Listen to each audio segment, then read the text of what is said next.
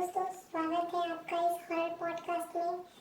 आज मेरे साथ है मिस चिल्ली जी, जो उनके साथ हुए सच्ची भूतिया घटना के बारे में बताने वाले हैं।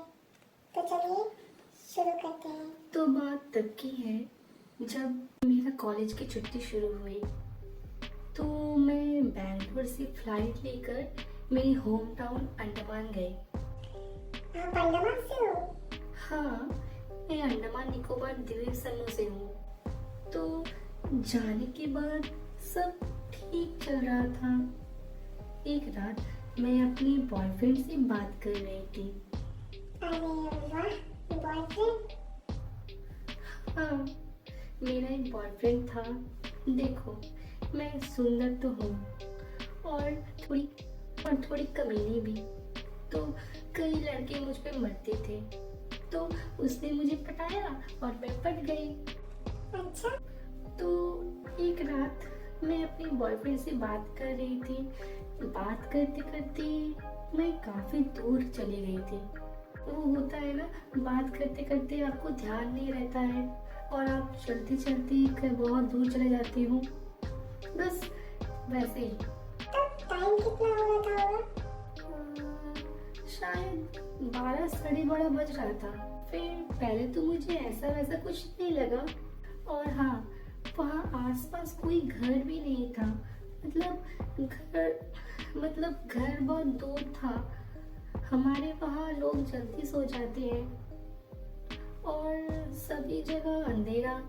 सिर्फ रास्ते में जो लाइट लगी थी, बस उसी से जो रोशनी आ रहा था, बस वही रोशनी था। मैं बात कर ही रही थी, तब मुझे लगा कि कोई मुझे दूर से देख रहा है।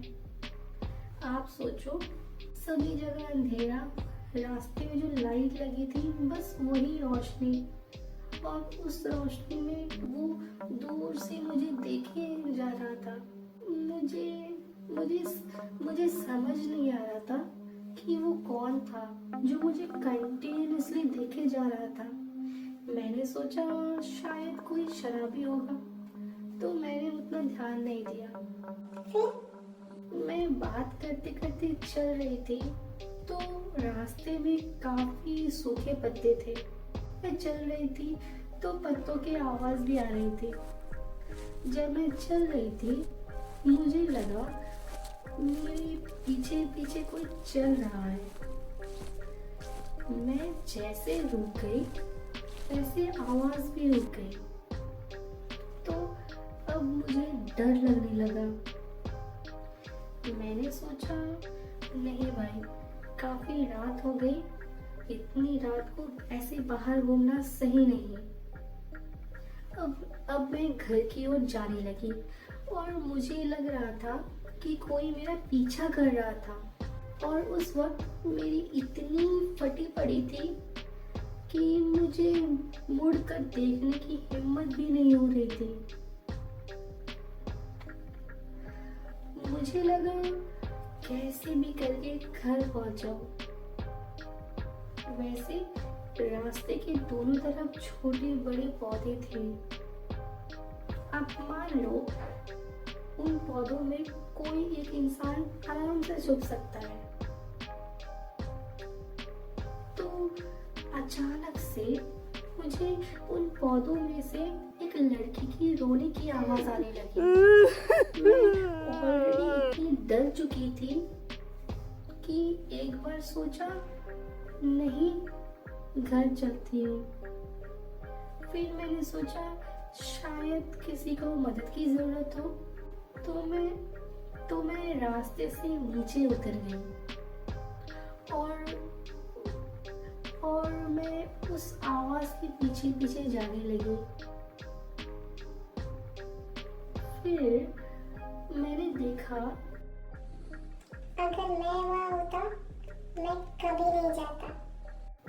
पतली सी एक लड़की, शायद गंदे कपड़ों में, एक कोने में बैठकर रो रही थी।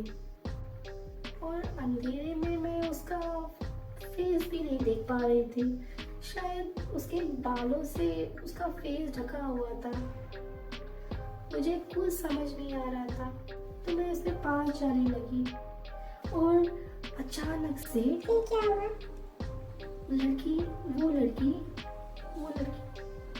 वो लड़की ने रोना बंद कर दिया।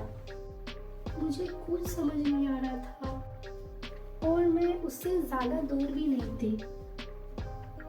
तो अचानक से वो मेरा नाम लेकर बोलने लगी कि चिन्नी, तुम आ गई। मैं तुझे नहीं जाने दूंगी। मैंने जब ये सुना वैसे ही पलटी और जैसे तैसे मुझे लगा मैं तो गांव में नहीं आई हूँ और इसे मेरे बारे में कैसे पता और इसे मेरा नाम कैसा पता। वहां से गिरते पड़ते भागी। उस दिन उस सिचुएशन से मैं बार बार बच के निकल आई। उसके बाद 2 दिन तक मुझे अजीब अजीब सपने आने लगे। मैं काफी बीमार रहने लगी। मुझे लगता था कोई मुझे देख रहा है। फिर मम्मी ने पंडित से बात की और उन्होंने मुझे एक ताबीज दिया। उसके बाद सिचुएशन काफी अच्छी है। तो आपने जानने की तो कोशिश की होगी कि वो कौन थी या जो भी वो भूत कौन था। हाँ, मैंने जानने की कोशिश की तो मेरे फ्रेंड लोगों ने बोला कि कुछ दिन पहले एक लड़की ने गांव में सुसाइड किया था। आई होप गाइस आपको ये पॉडकास्ट अच्छा लगा होगा। ऐसे ही पॉडकास्ट देखने के लिए हमारे वीडियो को लाइक कीजिए, सब्सक्राइब कीजिए। Thank you. फिर हम मिलेंगे नेक्स्ट वीडियो में। तब तक के लिए